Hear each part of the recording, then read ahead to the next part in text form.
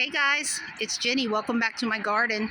I am focusing in on that little swinging feeder that has the orange and the grape jelly on it. And I'm hoping that the Baltimore Oriole will pop in. I hear him clicking in the distance a second ago. So anyway, he just showed up in the last few days. And he's so pretty. He loves grape jelly, and it's got to be Smucker's or he won't eat it. I tried Welch's and I kept having to throw it away. He would not touch it. Anyway, haven't seen a hummingbird yet, but other people have, so I know they're around. I think my last video ended here. I was telling you I had divided the phlox and moved some little clumps of it back here, and it's really doing well. It's starting to form flower buds. The alliums are budding up. The coneflower seems to have established really well after the transplant. Pardon this. If you see this at Home Depot and it's cedar and it looks so pretty and you think, oh, that's cute, don't buy it. This is just the second season. It's already fallen apart. So I just wanted something until I can get stones in the ground, and so it's there, and I don't know. I'll either tack it together or pull it out and start laying stone. This little pretty daffodil is so dainty and so beautiful. It's called Poet, also known as Pheasant's Eye. It's one of the oldest cultivars known at this time. They can date it back to about the 1200s from what I have read. But they've been cultivating daffodils since before Christ, 300 something BC. They amaze me. Some of these, not this one, but this clump over here, a few of them have I guess this is a twin. They're not all double. But this one and this one are a twin, and the rest of them are single. But I just can't get over how beautiful they are. And so tiny. I have delphinium here that is starting to bud up, and foxglove. This is the phlox. This is going to be so beautiful. You guys are just going to... I'm so excited. I'm grinning. You can't see me. I'm so happy, though. Things have changed so much in just a week. I was able to remove some more grass this week. I have sown zinnias inside, so this will be a big patch of zinnia here. I don't know what will go there. I'll figure that out after I get the grass removed, one step at a time, right? I don't have mulch down because I'm still direct seeding a lot of things, so I don't start laying mulch until quite a few weeks from now. These are more cone flowers that I had divided and moved back. They seem to have settled in really nice, and they're filling in really thick. These clumps of dying daffodils are the daffodils that Brian and I had dug from across the road a few weeks ago, maybe a couple months ago now. They've been on my porch. The greenery was starting to die, so I pulled them and got them into the landscape, and they should bloom next year, I hope.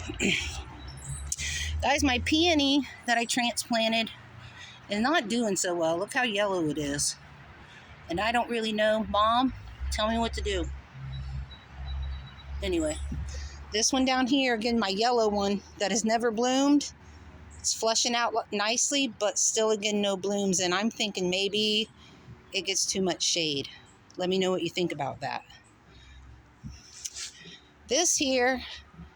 and this here are columbine that Brian bought for me at Home Depot. And of course, you know, they force those blooms. My columbine in the yard hasn't even bloomed yet. These are already done and look half dead. But I want them to go to seed because they reseed themselves really nicely. So I'm going to leave it here and let it look ugly. I don't know what this is. I don't remember. I planted it last year. It's coming back, and also... it has reseeded itself like crazy. Sean, I gave you some of this. You should have some of this in your yard too.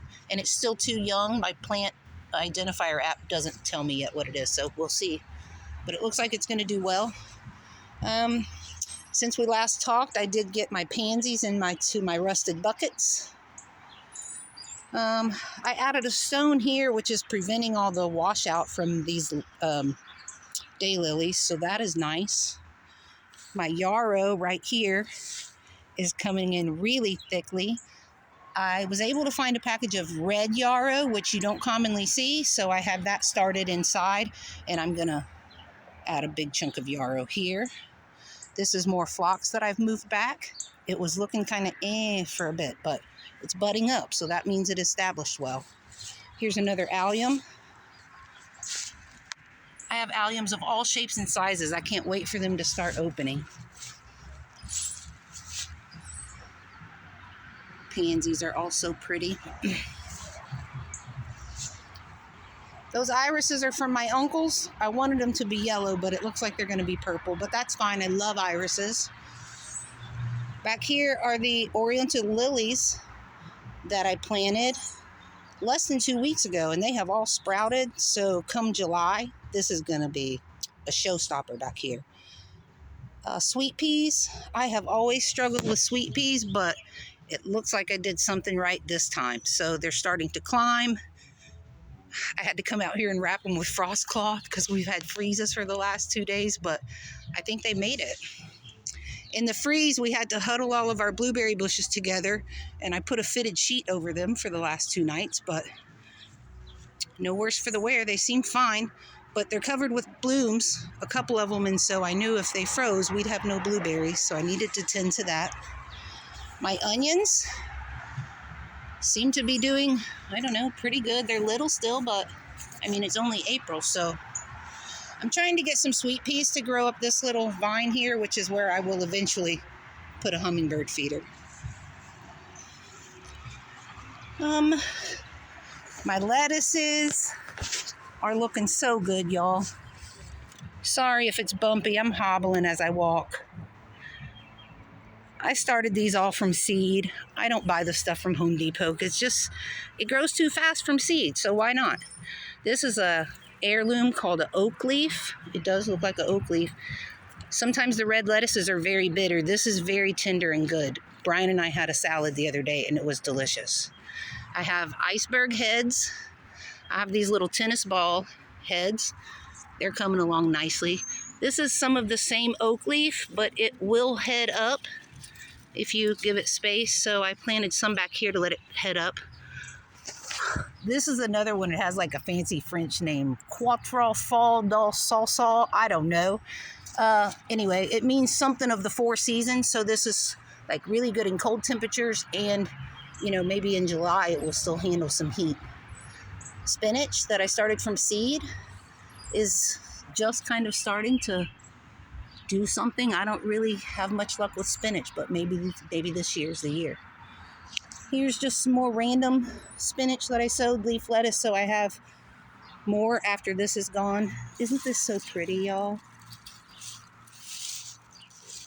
And it hasn't been an extremely wet April, so there's no slugs. There's no bugs on this. It's covered. There's not even any dirt on it. It's never been sprayed with anything. This makes me so happy. Look how pretty. Ain't God good to us? These are my potatoes, Yukon Gold and Russet. I don't know if this is the Yukon Gold and that's the Russet, but clearly one of them is behind the other one, but they're sprouting. I had to cover those in the freeze also. I'm going to give you a little view here of the bird buffet. And we'll take a little gander this way. Hey guys, turns out that my mom may have rocks that will fit my brick pathway.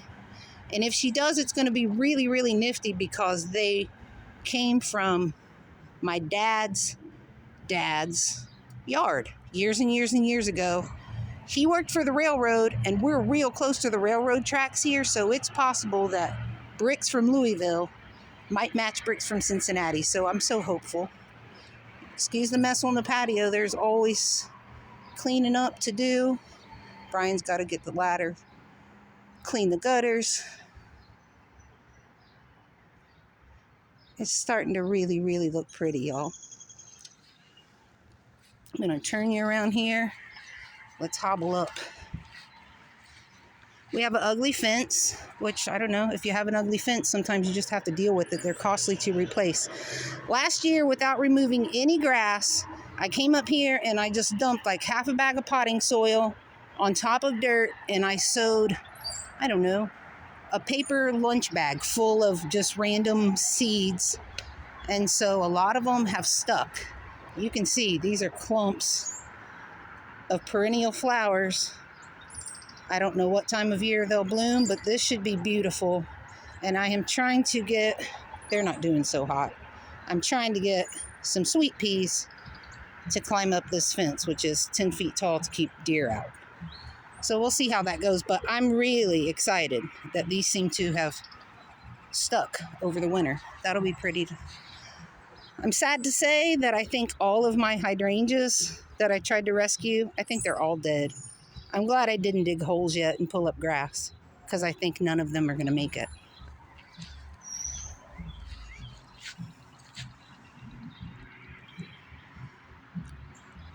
Really not much to see yet, but you can tell that they're coming to life. I can't believe that it's the end of April. Easter is gone. Memorial Day will be upon us before you know it. Here's my little garden, and just, it looks dinky, I know, but I battle with tree roots really bad and clay soil, but my biggest enemy is shade. And so I just have a few of these little raised beds, and I just try to tinker with different heirloom varieties. It's more or less just so Brian and I can try a few different little tasty things. I'm not really trying to put up a lot of food, but they've handled the cold snap really, really well. I have broccoli rabe. This is a cabbage called D. Verona. This one, I'm not even going to try to pronounce it. Incahusen. It's a cabbage, a Ukrainian cabbage, I think. Broccoli rabe I have. Romanesco broccoli, and some cauliflower, and some purple cauliflower. And my strawberries. So long as I get enough to put up a couple of batches of jam and make a couple of fresh strawberry pies, I am happy. This was just 9 strawberry plants a year ago, actually. So these have really, really done well. The grass is tall, yes, but from this point back, we will really only mow that maybe 3 times until frost. There are so many wildflowers and different types of aster that come up there, and we just kind of let it go and let the pollinators have it. But there's a little cluster of trees. I'll just walk back there. A little cluster of trees back here that I think is beautiful. And I think I'm gonna make a little sitting area, maybe a couple of Adirondack chairs, and sort of turn this into a shaded, put some hostas. Sandy, you've inspired me to get hostas, even though I don't like them, but I think this would be a good spot for them. And we'll just make a little sitting area so that we can come up here and have some sweet tea and really see the whole entire garden. Back there, I should point out, that's a giant clump of daffodils that have been here who knows how long. The house was built in 1865. They could have been here that long. I thought about moving them, but they bloom before anything else in the yard, before any crocus or anything at all. So when I look out my kitchen window, I can see them, and it just reminds me spring is here. So they're going to stay there. As long as I'm here, they're going to live right there. Here's my little headstone that, if you may or may not know, I found this in one of the crumbling rock walls. It says AMH. I had thought at first that it might be just a property marker, but from everything that I have read, they were never shaped like this. They were never rounded. They were usually cube shaped and pointed on the top. So I do think this is a headstone. I don't know if it's someone who has lived here over the years. On the other side of that church is a giant cemetery, and in the 60s they removed all the headstones but left the bodies. It could be washed down from one of those, or it could be that someone lived here. I don't know. But I put it back here because I think it's pretty. These rocks my grandpa dug out of the dirt in Georgia, and my brother Timmy has had them since, I think, long before my papa even died. But anyway, he gave them to me, so they're back here. And then these rocks are from the first time I took my mom to see Lake Superior. So they mean something to me. The ground back here is nothing but pure clay. I planted some tulips and some daffodils, but the clay has just sort of killed them. So I moved some daylilies back here, ditch lilies, you know, just the orange flags that you see by the side of the road. They sort of will never die. And then I put some live forever here. And then back here I have Sweet William, which is probably one of my favorite flowers. They're just starting to bud up. And then the whole top of this little bit of wall will be covered with that, and it'll be gorgeous. This is the rest of the rocks that belong here. So someday, for now, I guess someone who lived here long before me also loved this yard and tried to make gardens out of it, because this is planted here on purpose. This is some type of succulent. There's 2 or 3 types of creeping things throughout the yard. And so they cover this up kind of nicely. I don't think it looks too bad. A lot of people probably hate, I don't have a lawn, I have a yard. And I also have tons and tons and tons of bees and beneficial insects. So that's the way it will remain. Turn you around. You can see it all from here. Until God gives us a pretty little house out in the country and I have more acreage to deal with, this will be my pretty little garden, and I'll continue to share it with you as long as you want to watch. I'm excited to show you the lower part of the garden that I showed you in the first video, because it has changed so very, very much.